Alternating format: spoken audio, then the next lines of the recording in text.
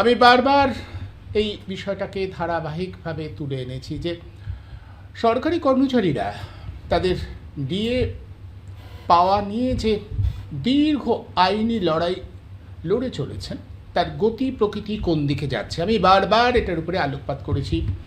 এটা নিয়ে যদি কোনো বিভ্রান্তি তৈরি হয় সেটাও তুলে ধরেছি এবং আদালত যে রায় দিচ্ছে সঙ্গে সঙ্গে তার আপডেটও আপনাদের কাছে পৌঁছে দিয়েছি। আবারও আজ এই বিষয়টার উপরে আলোকপাত করতে হবে। গতকাল সুপ্রিম কোর্ট অর্থাৎ বৃহস্পতিবার সুপ্রিম কোর্ট গোটা বিষয়টা শুনেছে। পরের গতি প্রকৃতি কোন দিকে, ঠিক এই মুহূর্তে যেটা আমরা দেখতে পাচ্ছি যে আন্দোলনরত সংগঠনগুলো, কর্মচারী সংগঠন, তাদের মধ্যেও একটা মত পার্থক্য দেখা দিচ্ছে। কারোর মতে বিষয়টা মিটে যাবে, নতুন সরকার এসেছে, তারা গোটা বিষয়টা খুব সহানুভূতির সঙ্গে দেখছে।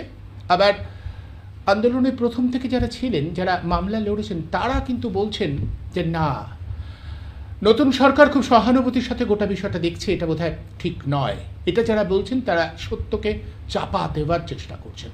ঠিক এই পরিপ্রেক্ষিতে আমার মনে হলো যে আবারও এই বিষয়টার উপরে আলোকপাত করা দরকার।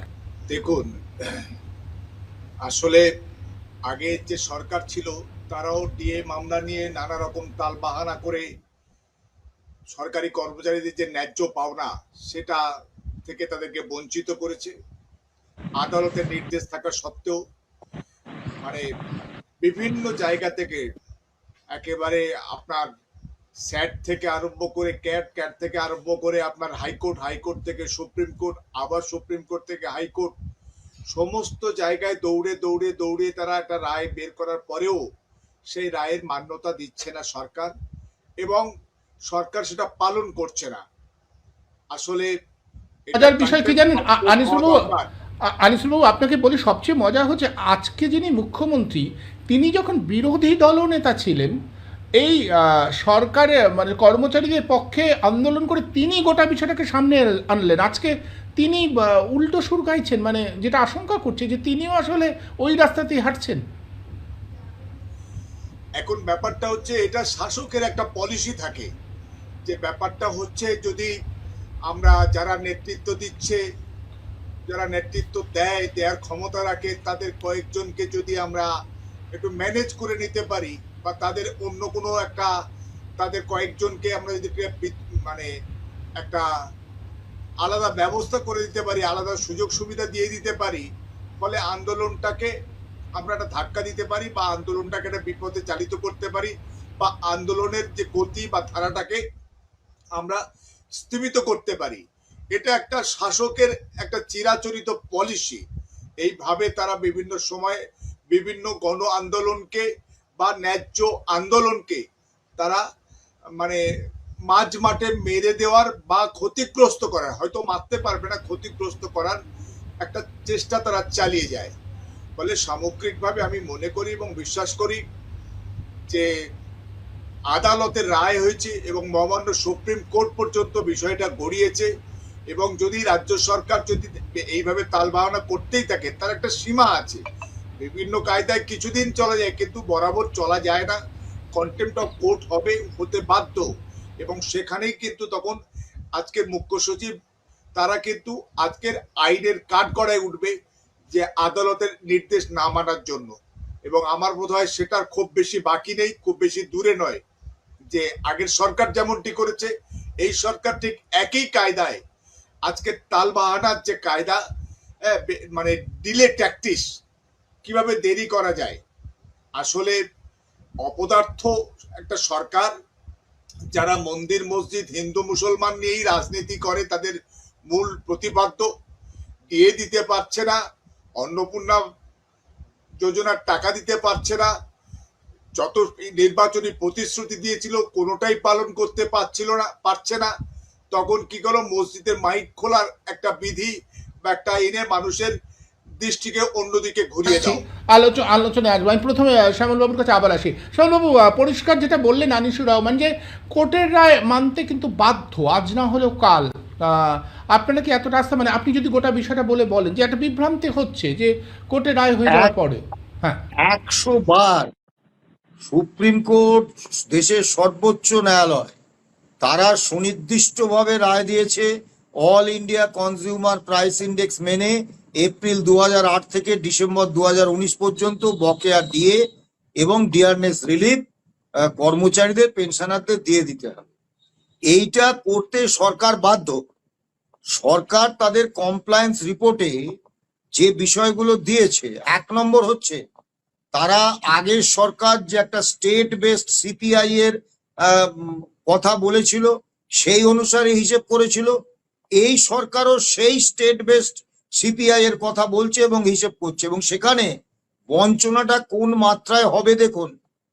এআইসিপিআই তে 1982 সাল ইকুয়াল টু 100 পয়েন্ট এআইসিপিআই, আর এই স্টেট বেসড সোকল্ড সিপিআই যার কোনো বাস্তব অস্তিত্ব নেই, সেই সিপিআই এ 2012 সালকে 100 পয়েন্ট ধরা হয়েছে। মানে আপনি বঞ্চনার মাত্রাটা কোন স্তরে পৌঁছে দিতে চাইছেন এই সরকার, বুঝতে পারছেন? এবারে তারা সেই হিসেব করেছেন। এখন সুপ্রিম কোর্ট তো মানে তাদের মাননীয় বিচারপতিদের মস্তিষ্কে কিছু নেই এরকম তো বিষয় নয়। তারা all India consumer price index অনুসারেই এই বকেয়া দিয়ে দিতে বলেছেন, কাজেই তারা সেটাতেই স্টিক থাকবেন। দ্বিতীয় বিষয়, যেটা আগের সরকার 100% নিউট্রালাইজেশনের কথা বলে আমাদের যে প্রাপ্য, সেই প্রাপ্য থেকে 57%, 53 থেকে 57% অর্থ কম দিয়েছিলেন। এই সরকার আবার এটাকে 85% নিউট্রালাইজেশনের কথা বলছেন। মানে এবার ওই 53 থেকে 57% কম আমরা পাবো না, আরো কম পাবো, এবং প্রাপ্তিটা হয়তো 30-32% গিয়ে পৌঁছে যাবে। আমাদের যা all India consumer price index অনুসারে 8 থেকে 19 পর্যন্ত যা প্রাপ্য, তার 30 থেকে 32% পৌঁছে যাবে। আমরা এটা মেনে নেব। 3 নম্বর দেখুন, গ্র্যান্ট ইন এড ইনস্টিটিউশন সম্পর্কে 10 নম্বর পাতায় কমপ্লায়েন্স রিপোর্টের একদম স্পষ্টভাবে সরকার বলেছেন যে এনারা এই রায়ের অন্তর্ভুক্ত নন। কাজেই কমপ্লায়েন্স রায়টা কমপ্লায়েন্স করার ক্ষেত্রে, অর্থাৎ কার্যকর করার ক্ষেত্রে গ্র্যান্ট ইন এড ইনস্টিটিউশনস এর কর্মরত এবং অবসরপ্রাপ্ত কর্মচারীদের বাদ দেওয়া হোক। আগের সরকার বলেছিলেন 31শে ডিসেম্বর 2026 পর্যন্ত তারা সময় চাইছেন। এই সরকার বলেছেন যে 2028 সাল পর্যন্ত তাদের সময় দিতে। এবং আপনি ভাবুন, আমি এই গ্র্যান্ট ইন এড ইনস্টিটিউশনস বড় বড় বিষয় বাদ দিচ্ছি, সামান্য যারা যেসব রাজ্য সরকারি কর্মচারী পেনশনার যারা 17টা রাজ্য এবং কেন্দ্রশাসিত অঞ্চলে বাস করেন, অবসরের পরে দেশের বাড়িতে চলে গেছেন, তাদের সংখ্যাটা 1,500-এর কিছু বেশি। তাদের এই বকেয়া ডিএটা দিয়ে দেওয়া যেত না? কেএমসি এলাকার যেসব রাজ্য সরকারি পেনশনার তারা আজকেও পাননি, তাদের এই বকেয়া ডিএটা দেওয়ার ক্ষেত্রে সত্যি কোনো বাধা থাকতে পারে? আজও তারা পাননি 1 পয়সা। গ্র্যান্ট ইন এড ইনস্টিটিউশনস এর কর্মীরা, সরকারি যে চুক্তিভিত্তিক কর্মী যারা ডিএ পান তারা, এবং ডেলিগেটেড কর্মীরা, তাদেরকেও 1 পয়সা দেননি। এবং গ্র্যান্ট ইন এড ইনস্টিটিউশনস এর কথাটা সরাসরি সুপ্রিম কোর্টে বলেছেন এদের বাদ দিন। সরকারের ইচ্ছে মতো সবকিছু হবে নাকি? সরকারের ইচ্ছে মতো সবকিছু হবে না।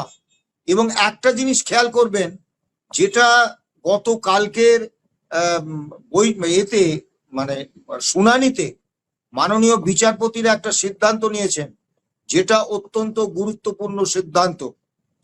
এই যে মালহোত্রা কমিটি আমাদের কার্যত অস্বীকার করে রাজ্য সরকারের সঙ্গে একতরফা আলোচনা করে যত গন্ডগোল রাজ্য সরকার পাকিয়েছে, তার মানে বেশিরভাগটারই দায় আমি মালহোত্রা কমিটির উপর পাঠাবো। কারণ তারা আমাদেরকে ডাকেননি, রেসপন্ডেন্টদের তারা ডাকেননি, তারা নিজেরা রাজ্য সরকারের সঙ্গে বসে সিদ্ধান্ত নিয়েছে। সুপ্রিম কোর্ট গতকালকে নির্দেশ দিয়েছেন 48 ঘন্টার মধ্যে আমাদের আইনজীবীদের মালহোত্রা কমিটি সুপ্রিম কোর্টে যে রিপোর্ট জমা দিয়েছে সেই রিপোর্টের বা কপি আমাদের দিতে হবে, এবং আমরা তার পয়েন্ট ওয়াইজ আমাদের যা বক্তব্য আমরা সেটা সুপ্রিম কোর্টকে দেব। 2 নম্বর একটা গুরুত্বপূর্ণ সিদ্ধান্ত হয়েছে, সেটা বোধহয় সরকার বাহাদুর ভাবতে পারেননি। একটা প্রয়াস ছিল যে অনারেবল জাস্টিস সঞ্জয় কারোল এবং অনারেবল জাস্টিস পি.কে. মিশ্রের বেঞ্চে যাতে এই মামলাটা অন্তিম শুনানি না হয়, কারণ অনারেবল জাস্টিস সঞ্জয় কারোল 23শে আগস্ট রিটায়ার করছেন এবং এ কারণেই কিন্তু মামলা বারবার পিছনোর যে আবেদন সরকারের এবং অন্য একটি কর্মচারী সংগঠনের, তার পিছনে কিন্তু মূল কারণটা এইটা যে যে কোনো ভাবে হোক শুনানিটাকে দীর্ঘায়িত করে দাও যাতে এই বেঞ্চের আওতার বাইরে মামলাটা চলে যায়। সেটাও কিন্তু হচ্ছে না, কারণ গতকালকে এই মামলাটাকে পার্ট হার্ট বলে মার্ক করে দিয়েছেন বিচারপতিরা। অর্থাৎ মাননীয় বিচারপতি সঞ্জয় কারোলের অবসরের আগেই এই মামলায় কিন্তু যা সিদ্ধান্ত হওয়ার হবে, কারণ পার্ট হার্ট মামলা বিচারপতিরা অবসরের আগে শেষ করে দিয়ে যান। কাজী সরকার যে যারা প্রতিশ্রুতি দিচ্ছে, দেখুন আমি যেটা প্রতিশ্রুতি দেব তার সপক্ষে তো কিছু মানে গ্রাউন্ড থাকবে, তথ্য থাকবে। আমরা 1 জুনের বৈঠকে আমি নিজে গ্র্যান্ট ইন এড ইনস্টিটিউশনস এর কথা গুরুত্ব দিয়ে বলেছি। মাননীয় মুখ্যমন্ত্রী, মুখ্য সচিব এবং অর্থ সচিব সে প্রসঙ্গে একটি শব্দ বলেননি। আপনি কোনো মিডিয়ায়, সে প্রিন্ট হোক, ইলেকট্রনিক হোক কিংবা সোশ্যাল মিডিয়া হোক, আপনি কোথাও দেখাতে পারবেন মুখ্যমন্ত্রী, অর্থমন্ত্রী, অর্থ সচিব, মুখ্য সচিব একটা শব্দ গ্র্যান্ট ইন এড ইনস্টিটিউশনস এর জন্য বলেছেন? কিংবা কোনো অর্ডার বেরিয়ে আগের সরকার গ্র্যান্ট ইন এড ইনস্টিটিউশনস এর জন্য একটা অর্ডার বার করেছিলেন, এই সরকার কোনো অর্ডার বার করেছে? এবং খরচের হিসেবটায় চলে যান, আগের সরকার সুপ্রিম কোর্টে হিসেব দিয়েছিলেন 41,770 কোটি টাকা লাগবে এবং আমরা সেই হিসেবে কোনো আপত্তি করিনি, কারণ আমরা আমাদের যে আভ্যন্তরীণ হিসেব করেছিলাম তাতে আমরা দেখেছিলাম যে all India consumer price index মেনে এই বকেয়া ডিএটা দিতে গেলে ওই 41,770 কোটি টাকার আশেপাশে লাগবে। এই সরকার সুপ্রিম কোর্টে বলেছেন তাদের মাত্র কোটি টাকার মতো তাদের লাগবে, তার মধ্যে 7,000 কোটি টাকা দিয়ে দিয়েছেন আর বাকি 4,000 কোটি টাকা। সুপ্রিম কোর্টে কিন্তু পরিষ্কার হিসেব দেওয়া ছিল, এই সরকার হিসেব দিয়েছিলেন যে 41,770 কোটি টাকা, তার মধ্যে 23,000 কোটি টাকা হচ্ছে রাজ্য সরকারি কর্মচারীদের জন্য আর বাকিটা হচ্ছে গ্র্যান্ট ইন এড ইনস্টিটিউশনস এর জন্য।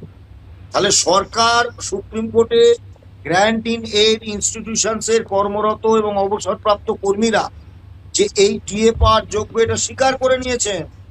সেখানে তারা বলেননি যে আমরা দেবো না। আজকে নতুন করে কমপ্লায়েন্স রিপোর্ট দিয়ে সরকার বলবে যে না আমি অবস্থান বদলাচ্ছি, সেটা আমরা মেনে নেব কেন বা সুপ্রিম কোর্টই কেন মেনে নেবে? এবং এই যে টাকার অঙ্কটা একেবারে 41,770 কোটি থেকে 11,000 কোটি টাকায় নেমে এলো, এর কারণ কিন্তু দুটো। 1 নম্বর কারণ হচ্ছে গ্র্যান্ট ইন এড ইনস্টিটিউশনস এর কর্মরত এবং অবসরপ্রাপ্ত কর্মীদের সরকার একদম এই আওতার বাইরে রেখে দিয়েছে। 2 নম্বর হচ্ছে যে হিসেবটা আরো এত ভয়ঙ্কর ভাবে পরিকল্পিত ভুল করা হবে যাতে ওই রাজ্য সরকারি কর্মচারীদের জন্য 23,000 কোটি টাকা লাগবে না, শুধু 11,000 কোটি টাকাতেই মিটে যাবে। কাজেই এই যে প্রতিশ্রুতি দেওয়ার কোন রকম গ্রাউন্ডস আমরা পাচ্ছি না। আবার ধরুন বিরোধী দলনেতা হিসেবে শুভেন্দু অধিকারী বারবার বলেছিলেন অল ইন্ডিয়া কনজিউমার প্রাইস ইন্ডেক্সের দাবিকে তারা সমর্থন করেন, কিন্তু এই যে 20% ডিএর অর্ডার করেছেন 1 অক্টোবর থেকে 20% ডিএ, তাই এটা all India consumer price index মেনে তো হলো না। প্রাপ্য হওয়ার দিন থেকে সেই অল ইন্ডিয়া কনজিউমার প্রাইস ইন্ডেক্সের পার্সেন্টেজ ধরে তো হলো না। এটাও হলো কিন্তু ওই সরকারের দয়ার দান। শুভেন্দু বাবু বা অর্থমন্ত্রী তাদের মনে হয়েছে তারা তাদের সদিচ্ছা থেকে একটা ঘোষণা করে দিয়েছে।